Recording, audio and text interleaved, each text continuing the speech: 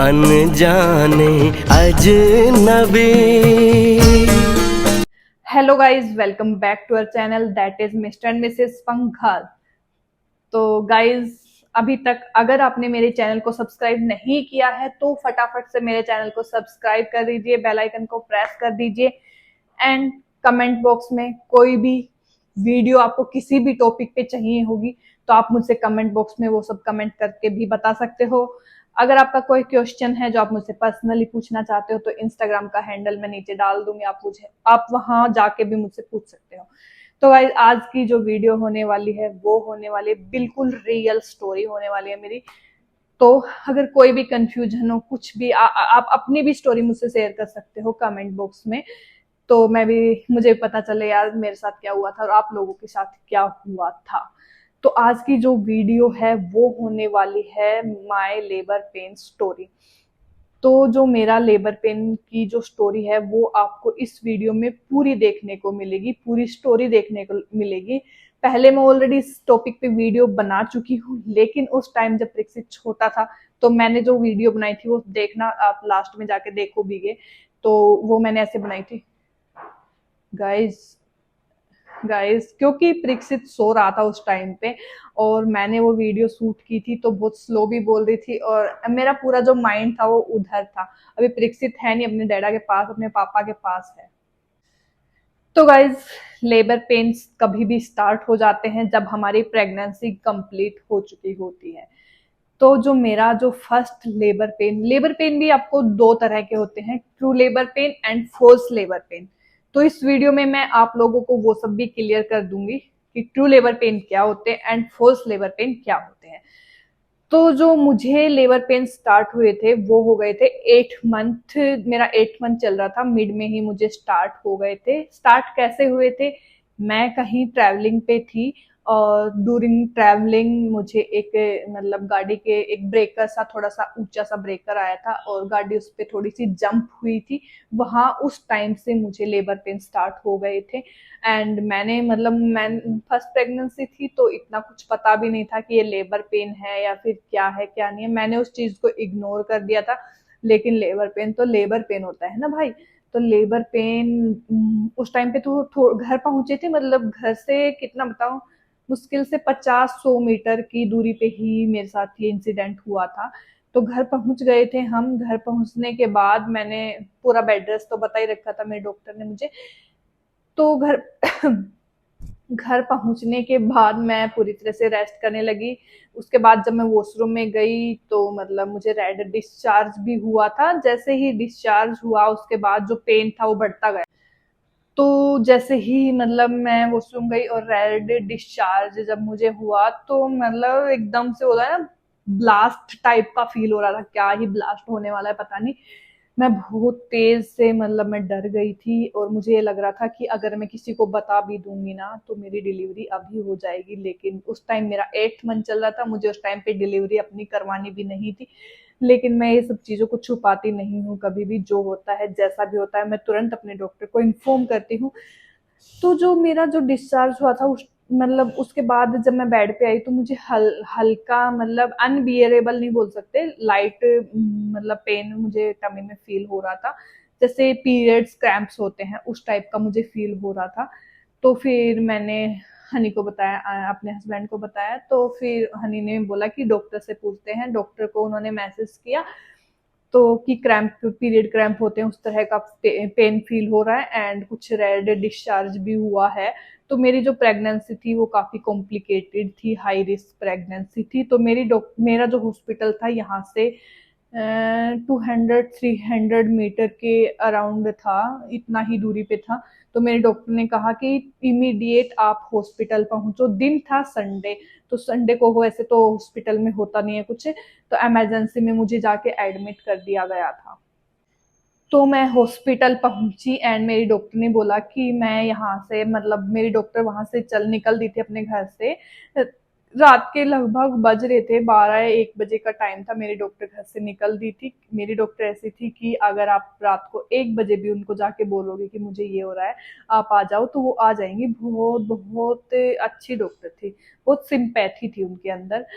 तो मेरी डॉक्टर घर से निकल गई और जो इमरजेंसी के डॉक्टर थे तब तक उन लोगों ने मुझे ट्रीट किया। मेरी डॉक्टर जैसे एडवाइस करती गई वो सब मेरे साथ, मेरे को उस तरह से ट्रीट करते गए। सबसे पहले तो जाते ही हॉस्पिटल में जैसे ही मतलब आपको लेबर पेन वाली फील आती है या फिर कोई भी डिस्चार्ज होता है तो आपके ओएस को चेक किया जाता है। उन्होंने मेरे ओएस को फिंगर से चेक किया, वो क्लोज था। वो एक मेरे लिए पॉजिटिव पॉइंट था। अगर ओएस ओपन हो जाता तो इमीडिएट मेरी डिलीवरी करनी पड़ती। एंड जो मेरा जो पेन था वो बढ़ता ही जा रहा था, जो लेबर पेन जो मेरा था वो बढ़ता ही जा रहा था। उसके बाद मेरी डॉक्टर आई, मेरी डॉक्टर ने मुझे ऊपर नॉर्मल वार्ड में शिफ्ट कर दिया गया और जो भी फॉर्मेलिटीज थी वो सब की। उसके बाद एक स्कैन किया, इमीडिएट स्कैन किया, जिसमें ये पता लगाया जाता है कि ये जो डिस्चार्ज हुआ था, ये ब्लीडिंग हुई थी, किस वजह से हुई थी। तो ब्लीडिंग जो होने का वो रीजन था वो था कि जो पहले जो लास्ट, जब हमारा लास्ट पीरियड होता है तो कुछ जो ब्लीडिंग होती है वो बाहर रुक जाती है, वो सूख जाती है, उसी वैसे ही। तो जो ब्लीडिंग होने का जो रीजन था वो था कि जो मेरा लास्ट पीरियड आया था उस टाइम मतलब जब ओएस क्लोज हो जाता है तो कुछ ब्लीडिंग बाहर रह जाती है, जो सूख जाती है या फिर बाहर कहीं भी चिपक जाती है, वो वाली जो मेरी बाहर आ गई थी। तो डरने का कोई कारण था नहीं। और जो पीरियड्स क्रैम्प जो मैं बता रही हूँ लेबर पेन, वो लेबर पेन मैं बता रही हूँ ना, true labour pain and false labour pain. तो वो मेरा जो लेबर पेन था वो फॉल्स था, लेकिन फॉल्स लेबर पेन भी नहीं होने चाहिए, क्योंकि जैसे ही फॉल्स लेबर पेन स्टार्ट हो जाते हैं उसके कुछ दिन, कुछ लम्हे, कुछ चंद दिन बाद ही ट्रू लेबर पेन भी स्टार्ट हो सकते हैं। तो जो मेरे फॉल्स लेबर पेन थे वो डॉक्टर ने वहीं पे स्टॉप किए, मुझे एडमिट किया 2-3 दिन के लिए, सब कुछ नॉर्मल कर दिया गया। एंड फिर मुझे प्रॉपर बेड रेस्ट के लिए एडवाइस कर दिया गया कि आपको अपना 8 मंथ निकालना है, 9 मंथ को हमें कैसे ना कैसे 9 मंथ में पहुंचना है। सब कुछ बेड पे किया था, खाना से लेके मतलब नहाने तक की बात आ जाए तो वो भी मैंने बेड पे ही किया था पूरे 8 मंथ तक। मतलब 8 मंथ में ही था ज्यादा कॉम्प्लिकेशन, बाकी मैं जैसे जैसे मेरे डॉक्टर बता रही थी मैं वो सब करती गई थी। मैं पहुंच गई थी 9 मंथ में। लेबर पेन की बात करते हैं, ट्रू लेबर पेन। 9 मंथ में मेरी डॉक्टर से विजिट थी। डॉक्टर से विजिट होते ही डॉक्टर ने बताया था कि मुझे 3 जनवरी को विजिट करना है हॉस्पिटल में। तो 3 जनवरी को मेरा एक स्कैन था, जो लास्ट मेरा स्कैन होना था वो 3 जनवरी को होना था। डॉक्टर ने देखा जो बेबी की ग्रोथ थी, मतलब हो रही थी लेकिन जितनी होनी चाहिए थी उतनी नहीं हो रही थी। तो डॉक्टर ने चेक किया एंड डॉक्टर ने इमीडिएट बोल दिया कि हम कल बेबी को बाहर निकाल लेते हैं। मेरे को ऑलरेडी पता था कि मुझे मेरा सी सेक्शन ही होना है, लेकिन कई बार क्या होता है सी सेक्शन में भी लेबर पेन हो जाते हैं, तो इमीडिएट सी सेक्शन किया जाता है। तो मुझे तो ऑलरेडी पता था कि मेरा सी सेक्शन होना होना है। अगर मेरा सी सेक्शन नहीं भी होता, डॉक्टर मुझे नॉर्मल डिलीवरी भी बताती, तो भी मुझे सी सेक्शन से ही डिलीवरी करवानी थी। ये ऑलरेडी मेरा मतलब डिसाइडेड था, प्री डिसाइडेड था कि मुझे सी सेक्शन डिलीवरी ही करवानी है। तो 3 तारीख को हम हॉस्पिटल गए थे, डॉक्टर ने मुझे बोल दिया कल हम बेबी को बाहर निकाल देते हैं 4 तारीख को, तो नेक्स्ट डे एडमिट होना है आपको। मैं नेक्स्ट डे एडमिट हो गई थी। तो गाइस मुझे कोई ट्रू लेबर पेन नहीं हुआ, लेकिन फॉल्स लेबर पेन मुझे इतने हुए थे कि मैं बता नहीं सकती। फॉल्स लेबर पेन में मैं इतनी परेशान हो गई थी, तो ट्रू लेबर पेन तो आई थिंक मैं बियर कर ही नहीं सकती थी। बस फिर उसके बाद मुझे एडमिट कर लिया गया और 4 जनवरी 2024 वो दिन था जब प्रेक्षित बाहर आया था, बिना किसी लेबर पेन के, बिना किसी दर्द के। दर्द तो मतलब सुन्न कर दिया जाता है तो नहीं होता।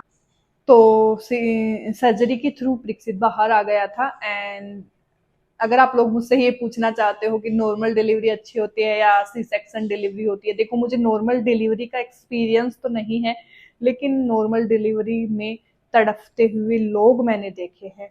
तो उसके अगर अकॉर्डिंग आप मुझसे पूछे तो मैं तो यही कहूंगी कि C section delivery is better than normal delivery, क्योंकि अगर आपको पेन फ्री डिलीवरी करवानी है तो सी सेक्शन तो अच्छी है।